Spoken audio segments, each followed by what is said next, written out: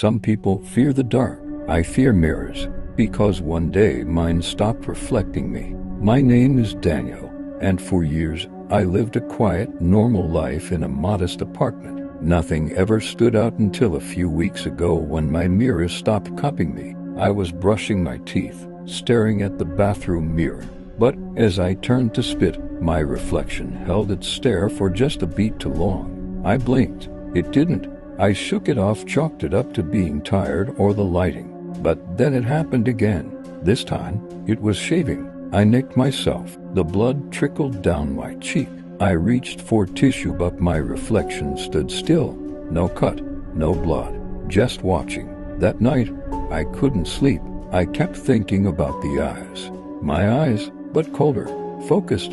Over the next days, the reflection became more defiant. I would wave. It wouldn't. I'd yawn. It would grin. One morning, I noticed it mouthing words I never said, whispering something I couldn't hear, but I could feel it, crawling down my spine like frostbite. I covered the mirror with a blanket. I didn't care how insane I sounded. I knew something was wrong, but the mirror didn't like being hidden. That night, I heard scratching slow from behind the wall. I tore the blanket off in panic. The mirror was fine, but my reflection, it was gone. I stared into the glass, only to see my empty bedroom reflected. I waved, nothing. Then, it stepped into view from the side of the reflection, as if walking into the frame, smiling. But I was standing still, and then it reached out. I screamed, smashing the mirror with my fist. Blood, glass.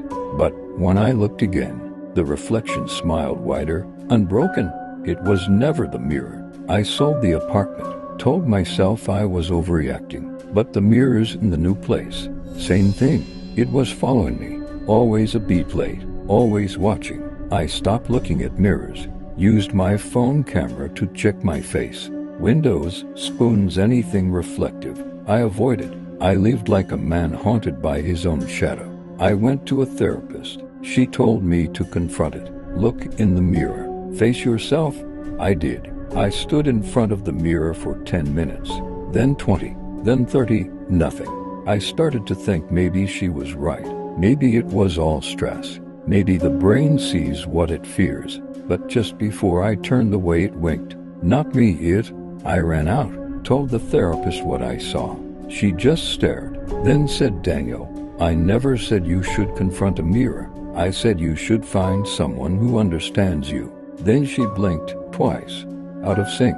I left her office and looked into the elevator door's reflection. She was still staring at me from the inside. Now I'm alone. Every screen, every reflection, it shows him. He walks when I don't. He breathes when I hold mine. He lives. I don't know if I'm the real Daniel anymore. I don't sleep. I barely eat, because he's closer now. And tonight he smiled and mouthed something again. I finally understood it. Soon, you'll blink, and I won't.